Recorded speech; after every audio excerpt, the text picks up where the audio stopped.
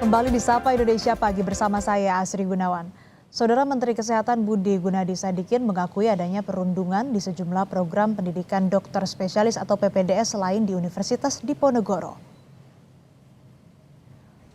Menurut Menkes, perundungan salah satunya dilakukan dalam bentuk instruksi bekerja hingga malam atau melebihi jam kerja. Ia membantah jika penugasan hingga malam diberlakukan karena kurangnya tenaga kesehatan. Budi Gunadi Sadikin juga mengaku akan menerbitkan aturan untuk mencegah adanya hal serupa terjadi. Bullying PPDS itu nomor satu, PPDS-nya dimintain klien seniornya. Yang kelima, keempat adalah memang mereka harus kerjanya sampai malam. Jam malam bukan hanya gara-gara kurang-kurang, tetapi karena memang mereka disuruh untuk kerja sampai malam. Itu sekarang kita mau aturnya supaya. Kemenkes bersama kepolisian terus melakukan penyelidikan untuk mengungkap kasus perundungan di program pendidikan profesi dokter spesialis atau PPDS di Undip dan kampus lainnya. Sepertinya kita ketahui bersama bahwa sebelumnya ada satu orang dokter yang menempuh PPDS meninggal dunia diduga karena dipicu bullying. Lalu bagaimana dengan kebijakan Kemenkes atasi kasus perundungan ini? Pagi ini kita akan membahasnya dengan Kepala Biro Komunikasi dan Pelayanan Masyarakat Kemenkes RI, Dr. Siti Nadia Tarbizi. Selamat pagi Bu Nadia, apa kabar? Kabar baik, salam sehat, Asri. Ya Bu, terkait dengan investigasi kasus dugaan perundungan ini, bagaimana perkembangannya? Betul ada pemalakan dan Menkes apakah sudah mengantongi data-data terkait hal ini? Iya, dari sejak kurang lebih 2 minggu yang lalu ya, sejak tim Inspektorat Jenderal melakukan investigasi untuk mencari apakah ada perundungan yang dialami oleh almarhumah sebelumnya yang juga mungkin berpotensi terhadap keinginan untuk kemudian mengakhiri ataupun kejadian yang kita ketahui bersama menyebabkan kematian almarhumah.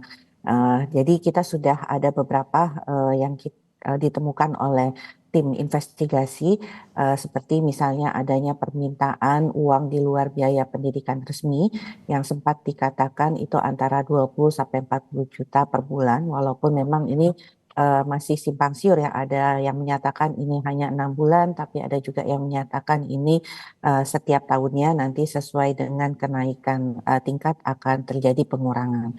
Kemudian adanya juga kegiatan-kegiatan lain ya seperti bekerja di luar jam waktu yang seharusnya, kemudian melakukan tugas seperti membuat tesis untuk para senior dan juga mengantarkan seperti laundry dan sebagainya.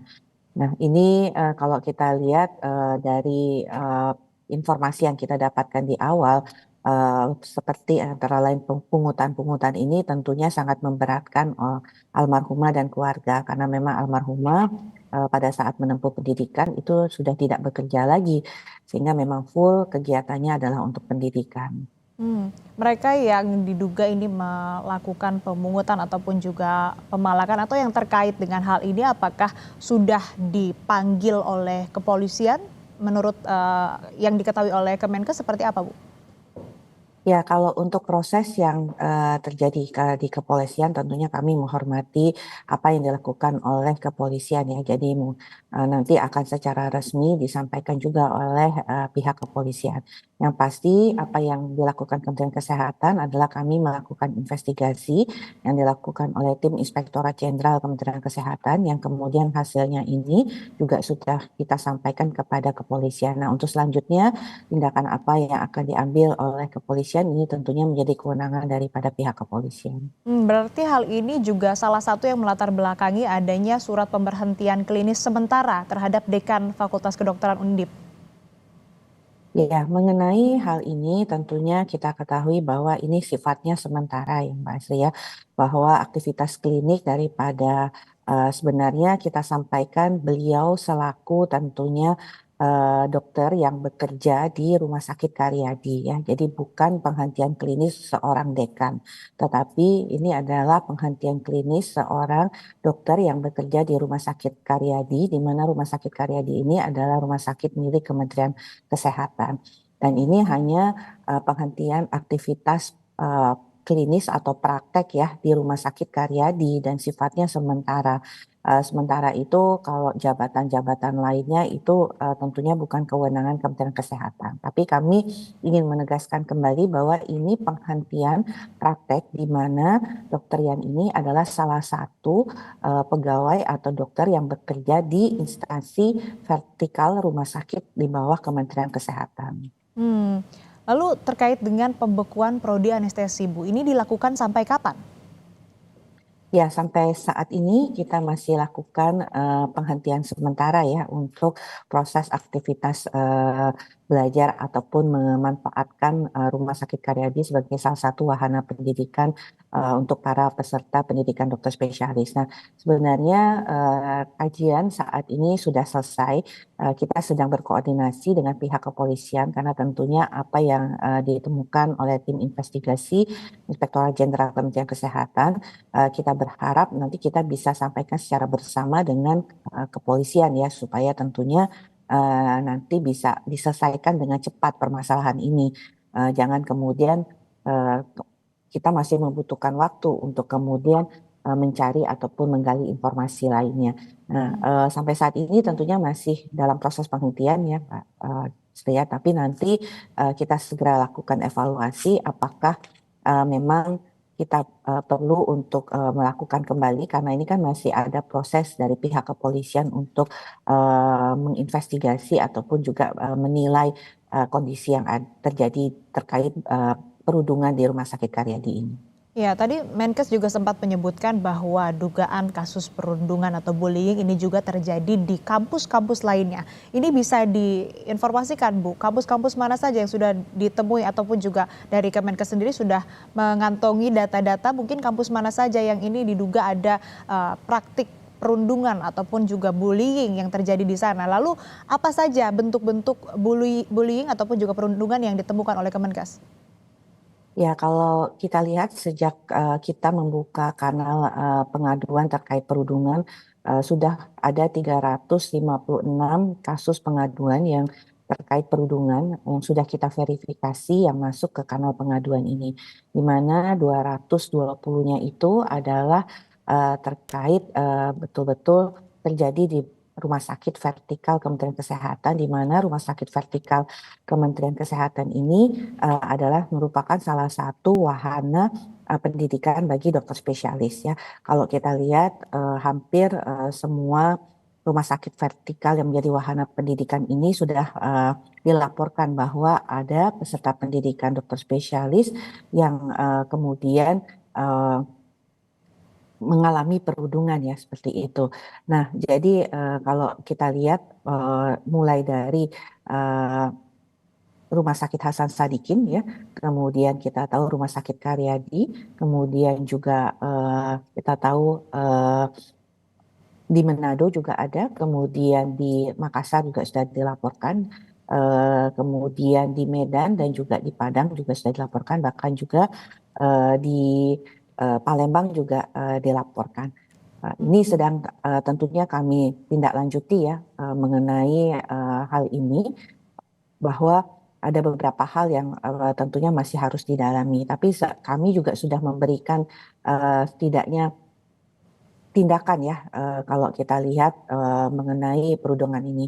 Nah, dari laporan yang masuk ke dalam kanal perundungan, ini kita lihat sebenarnya laporan perundungan yang kita dapatkan itu umumnya yang terbanyak adalah nonverbal dan juga adalah non fisik ya. Jadi seperti pengeluaran biaya di luar dari biaya pendidikan, kemudian jam kerja yang melebihi dari jam kerja seharusnya, dan lainnya itu bentuknya walaupun kecil adalah perundungan dalam bentuk verbal ya, dengan memanggil dengan istilah-istilah ataupun juga dengan sebutan-sebutan yang tidak seharusnya. Ya, Bu, artinya kan ini terjadi di beberapa universitas atau kampus-kampus ternama di beberapa kota begitu ya, Bu. Lalu ini artinya harus ada pengawasan yang dilakukan oleh Kemenkes. Selanjutnya apa yang akan dilakukan terutama pada kampus-kampus yang sudah terdeteksi ini ada kasus bullying atau perundungan di sana selain dari Universitas Diponegoro? Ya, tentunya yang mungkin sudah kita pahami bersama ya, yang sudah diambil oleh tindakan dan tentunya sudah didukung oleh sivitas akademika dari Universitas Padjadjaran adalah beberapa yang kita ketahui terkait hukuman yang diberikan oleh Fakultas Kedokteran Universitas Padjadjaran ya. Kemudian itu selain itu juga kita ada beberapa tindakan yang sudah kita sampaikan juga bahwa sudah ada teguran atau sanksi administratif juga pengembalian peserta pendidikan dokter spesialis ini kepada Fakultas Kedokterannya. Nah, tindakan-tindakan untuk terus melakukan investigasi terhadap berbagai aduan-aduan yang masuk ke kanal pengaduan perundungan tersebut yang kemudian juga ditindaklanjuti dengan investigasi yang nanti akan kita bisa tentukan sanksi seperti apa yang akan diberikan mulai dari ringan, sedang, berat ya, dan itu juga berlaku untuk tenaga pendidik, pegawai-pegawai lainnya yang terkait, kemudian pimpinan rumah sakit dan juga si peserta didik yang melakukan perundungan. Nah, tindakan tegas ini kan tentunya akan memberikan atau sanksi ini akan memberikan kepercayaan terutama untuk mereka yang mengalami perundungan untuk melaporkan kejadian ini karena memang perundungan ini tidak mudah kalau kemudian kita tidak mendapatkan informasi terkait kejadian ini. Yang kedua adalah kita akan berkolaborasi dan memperkuat ya tentunya bersama dengan Fakultas Kedokteran atau universitas terkait untuk memastikan bagaimana kita menghilangkan kejadian perundungan yang terutama terjadi di rumah sakit vertikal milik Kementerian Kesehatan. Mengapa kemudian Kementerian Kesehatan mengambil langkah proaktif? Karena kejadian perundungan ini terjadi pada saat pasar peserta pendidikan dokter spesialis ini melakukan pendidikannya di rumah sakit vertikal Kementerian Kesehatan. Jadi kita merasa bertanggung jawab, jangan sampai kemudian terjadi hal-hal yang tentunya terkait perundungan ini terjadi di instansi milik Kementerian Kesehatan. Oleh karena itu langkah-langkah ketegasan ya bukan hanya tadi yang melakukan perundungan ataupun tenaga pendidik yang terkait, bahkan pimpinan rumah sakit itu harus membuat suatu lingkungan yang memastikan tidak sampai terjadinya perundungan ataupun kalaupun ada perundungan itu harus segera turun tangan untuk melakukan pencegahan. Oke Bu, artinya untuk menghadapi kasus bullying ataupun juga dugaan perundungan yang terjadi, mulai dari sanksi yang diterapkan, investigasi, juga kolaborasi dengan universitas-universitas yang menerapkan PPDS ataupun juga mengadakan program spesialis begitu ya. Itu untuk mitigasi dan juga untuk treatmentnya untuk pelaku begitu ya. Lalu untuk korban ini bagaimana cara mereka untuk bisa speak up dan juga mendapat jaminan bahwa mereka ini nantinya menempuh pendidikan spesialis ini bisa tanpa perundungan atau tanpa bullying?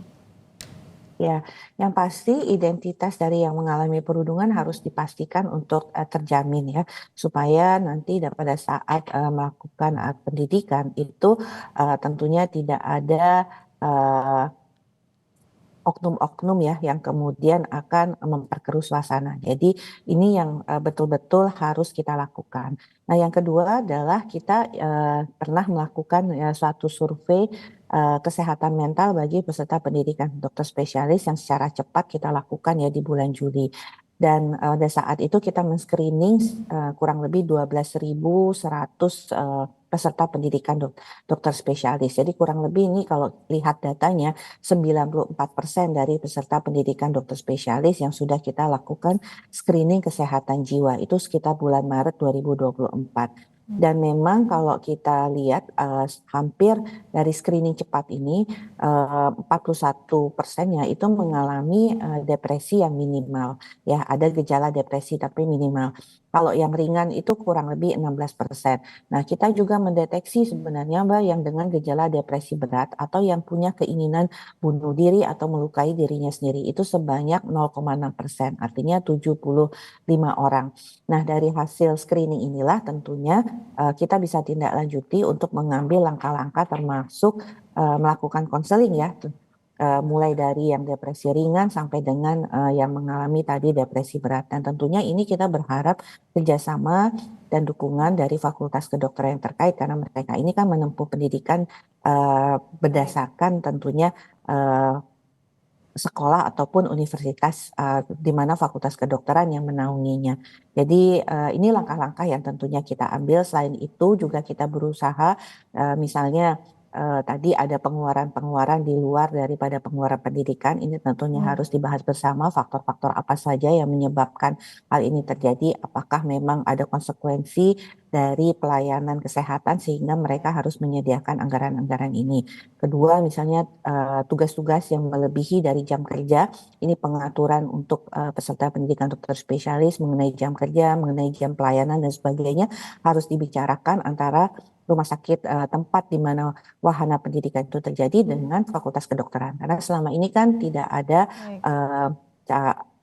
tidak ada ya informasi ya mengenai pengaturan jam kerja ataupun jadwal jaga atau jadwal pelayanan karena biasanya ini dilakukan langsung oleh Fakultas Kedokteran terkait.